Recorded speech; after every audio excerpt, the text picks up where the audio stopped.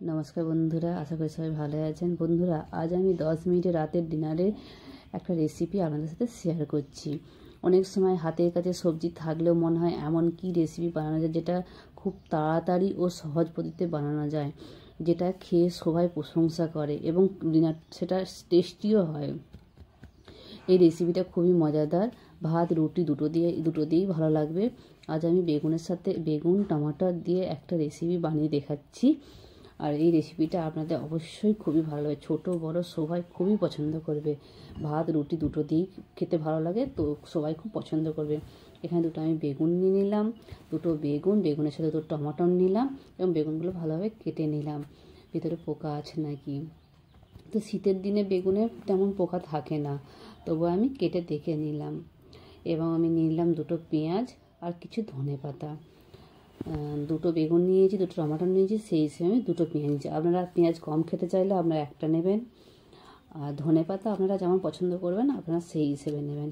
পেঁয়াজগুলো আমি ভালোভাবে ছাড়িয়ে নিলাম এবং সরু সরু করে কেটে নেব।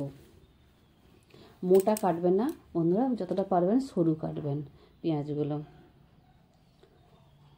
আর ধনেপাতাগুলো আমি এগুলো বেছে নেব, বেছনে পাকা পাকা পাতা থাকে, তো সেগুলো আমি সরিয়ে দেব। তো ধনেপাতাগুলো আমি সরু সরু করে কেটে নিলাম, ছোটো ছোটো করে কুচি করে কেটে নেব। বন্ধুরা এই ভিডিওটা ভালো লাগলে আমার চ্যানেলটাকে অবশ্যই সাপোর্ট করবেন এবং একবার বানিয়ে খাবেন। একবার খেলে তো আপনাদের বারবার খেতে মন করবে না, অবশ্যই ভীষণ ভীষণ টেস্টি। আর আমার ভিডিওটা ভালো লাগলে আমার চ্যানেলটাকে অবশ্যই সাপোর্ট করবেন এবং সাবস্ক্রাইব করবেন এবং কমেন্ট করে জানাবেন যে ভিডিওটা কেমন হয়েছে আর বানিয়ে খেয়েছেন যে কেমন লেগেছে। বেগুনগুলো পোড়া হয়ে গেছে, এগুলো আমি এবারে যে পোড়া অংশটা বাদ দিয়ে ভিতরের অংশটা বার করিয়ে নেব। কিন্তু গরম আছে তো সেই জন্য আমি চামচে করে এটা আমি করে নিচ্ছি।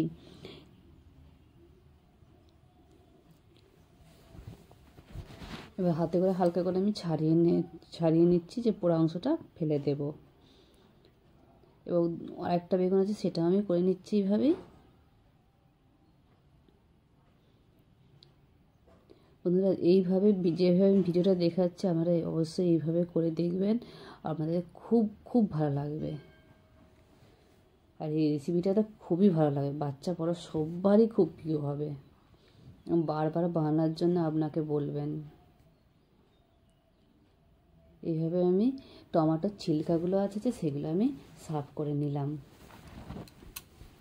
এগুলো এবার আমি ভালোভাবে মাখিয়ে নেব।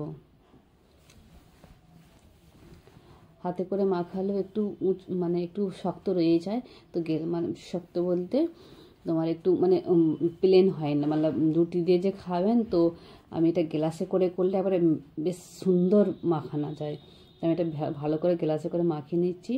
এর সাথে টমাটমটা একটু মাখিয়ে নেব, কিন্তু টমাটমটা হাতে করে মাখালে ভালো হয়, সেই জন্য আমি হাতে করে মাখিয়ে নিচ্ছি।